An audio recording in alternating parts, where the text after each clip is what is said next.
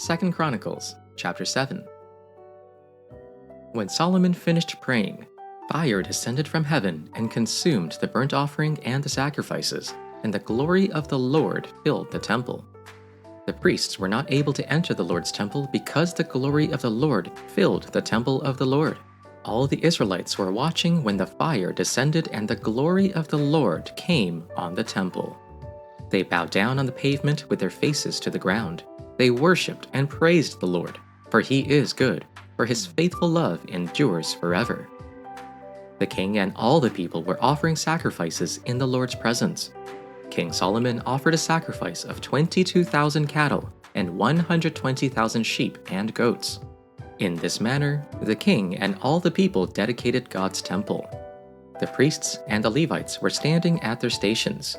The Levites had the musical instruments of the Lord, which King David had made to give thanks to the Lord, for his faithful love endures forever, when he offered praise with them. Across from the Levites, the priests were blowing trumpets, and all the people were standing.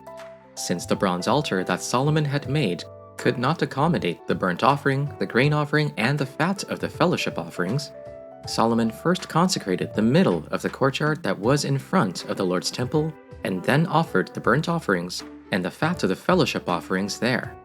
So Solomon and all Israel with him, a very great assembly, from the entrance to Hamath to the brook of Egypt, observed the festival at that time for 7 days.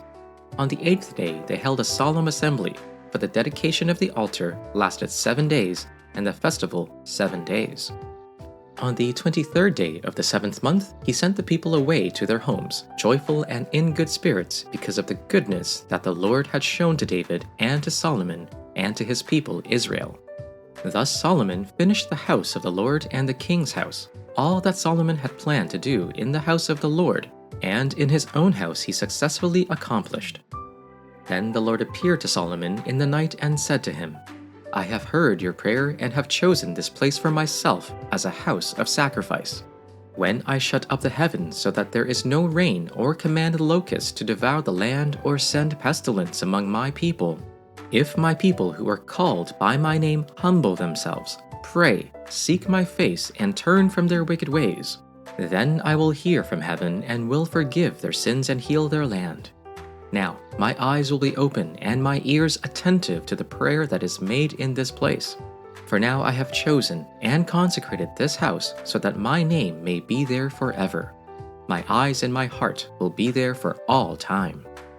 As for you, if you walk before me as your father David walked, doing according to all that I have commanded you and keeping my statutes and my ordinances, then I will establish your royal throne, as I made a covenant with your father David, saying, You shall never lack a successor to rule over Israel. But if you turn away and forsake the decrees and commands I have given you and go off to serve other gods and worship them, then I will uproot Israel from my land, which I have given them, and will reject this temple I have consecrated for my name. I will make it a byword and an object of ridicule among all peoples. This temple will become a heap of rubble. All who pass by will be appalled and say, Why has the Lord done such a thing to this land and to this temple? People will answer, because they have forsaken the Lord, the God of their ancestors who brought them out of Egypt, and have embraced other gods, worshipping and serving them. That is why he brought all this disaster on them. 2 Chronicles Chapter 8. At the end of 20 years during which Solomon had built the Lord's temple and his own palace, Solomon had rebuilt the cities Hiram gave him and settled Israelites there. Solomon went to Hamath Zobah and seized it. He built Tadmor in the wilderness along with all the storage cities that he built in Hamath. He built Upper Beth Horon and Lower Beth Horon, fortified cities with walls, gates, and bars. Baaleth, all the storage cities that belonged to Solomon, all the chariot cities, the cavalry cities, and everything Solomon desired to build in Jerusalem, Lebanon, or anywhere else in the land of his dominion. As for all the peoples who remained of the Hethites, Amorites, Perizzites, Hivites, and Jebusites who were not from Israel, their descendants who remained in the land after them, Those the Israelites had not completely destroyed, Solomon imposed forced labor on them. It is this way today. But of the people of Israel, Solomon made no slaves for his work. They were soldiers and his officers, the commanders of his chariots and cavalry. These were the chief officers of King Solomon, 250 of them, who exercised authority over people. Solomon brought Pharaoh's daughter from the city of David to the house that he had built for her. For he said, "My wife shall not live in the house of King David of Israel, for the places to which the ark of the Lord has come are holy." Then Solomon offered up burnt offerings to the Lord on the altar of the Lord that he had built in front of the vestibule, as the duty of each day required, offering according to the commandment of Moses for the Sabbaths, the new moons, and the 3 annual festivals, the festival of unleavened bread, the festival of weeks, and the festival of booths. According to the ordinance of his father David, he appointed the divisions of the priests for their service, and the Levites for their offices of praise and ministry alongside the priests, as the duty of each day required, and the gatekeepers in their divisions for the several gates, for so David the man of God had commanded. They did not turn away from what the king had commanded the priests and Levites regarding anything at all, or regarding the treasuries. Thus all the work of Solomon was accomplished, from the day the foundation of the house of the Lord was laid until the house of the Lord was finished completely. Then Solomon went to Ezion-Geber and Elath on the coast of Edom. And Hiram sent him ships commanded by his own men, sailors who knew the sea. These, with Solomon's men, sailed to Ophir and brought back 450 talents of gold, which they delivered to King Solomon. 2 Chronicles Chapter 9. The Queen of Sheba heard of Solomon's fame, so she came to test Solomon with difficult questions at Jerusalem with a very large entourage, with camels bearing spices, gold in abundance, and precious stones. She came to Solomon and spoke with him about everything that was on her mind. So Solomon answered all her questions. Nothing was too difficult for Solomon to explain to her. When the Queen of Sheba observed Solomon's wisdom, the palace he had built, the food at his table, his servants' residence, his attendants' service and their attire, his cupbearers and their attire, and the burnt offerings he offered at the Lord's temple, it took her breath away. She said to the king, "The report I heard in my own country about your words and about your wisdom is true. But I didn't believe the reports until I came and saw with my own eyes. Indeed, I was not even told half of your great wisdom. You far exceed the report I heard. How happy are your men! How happy are these servants of yours who always stand in your presence hearing your wisdom. Blessed be the Lord your God. He delighted in you and put you on his throne as king for the Lord your God. Because your God loved Israel enough to establish them forever, he has set you over them as king to carry out justice and righteousness." Then she gave the king 4.5 tons of gold, a great quantity of spices and precious stones. There never were such spices as those the Queen of Sheba gave to King Solomon. In addition, Hiram's servants and Solomon's servants who brought gold from Ophir also brought algum wood and precious stones. The king made the algum wood into walkways for the Lord's temple and for the king's palace, and into lyres and harps for the singers.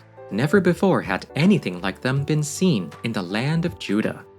King Solomon gave the Queen of Sheba her every desire, whatever she asked, far more than she had brought the king. Then she, along with her servants, returned to her own country. The weight of gold that came to Solomon in 1 year was 666 talents of gold, beside that which the traders and merchants brought. And all the kings of Arabia and the governors of the land brought gold and silver to Solomon. King Solomon made 200 large shields of beaten gold. 600 shekels of beaten gold went into each large shield. He made 300 shields of beaten gold. 300 shekels of gold went into each shield, and the king put them in the house of the forest of Lebanon. The king also made a great ivory throne and overlaid it with pure gold. The throne had 6 steps and a footstool of gold, which were attached to the throne, and on each side of the seat were armrests, and 2 lions standing beside the armrests, while 12 lions were standing, one on each end of a step, on the 6 steps. The like of it was never made in any kingdom. All King Solomon's drinking vessels were of gold, and all the vessels of the house of the forest of Lebanon were of pure gold. Silver was not considered as anything in the days of Solomon. For the king's ships went to Tarshish with the servants of Huram. Once every 3 years the ships of Tarshish used to come bringing gold, silver, ivory, apes, and peacocks. Thus King Solomon excelled all the kings of the earth in riches and in wisdom. All the kings of the earth sought the presence of Solomon to hear his wisdom, which God had put into his mind. Every one of them brought a present, objects of silver and gold, garments, weaponry, spices, horses and mules, so much, year by year. Solomon had 4,000 stalls for horses and chariots, and 12,000 horses which he kept in the chariot cities, and also with him in Jerusalem. He ruled over all the kings from the Euphrates River to the land of the Philistines, as far as the border of Egypt. The king made silver as common in Jerusalem as stones, and cedar as plentiful as sycamore fig trees in the foothills. Solomon's horses were imported from Egypt and from all other countries. As for the other events of Solomon's reign, from beginning to end, are they not written in the records of Nathan the prophet, in the prophecy of Ahijah the Shilonite, and in the visions of Iddo the seer concerning Jeroboam son of Nebat? Solomon reigned in Jerusalem over all Israel 40 years. Then he rested with his ancestors and was buried in the city of David his father.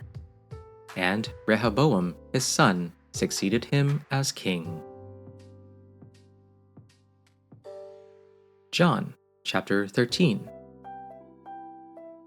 Before the Passover festival, Jesus knew that his hour had come to depart from this world to the Father. Having loved his own who were in the world, he loved them to the end.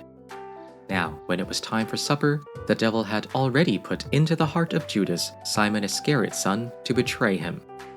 Jesus knew that the Father had given everything into his hands, that he had come from God, and that he was going back to God.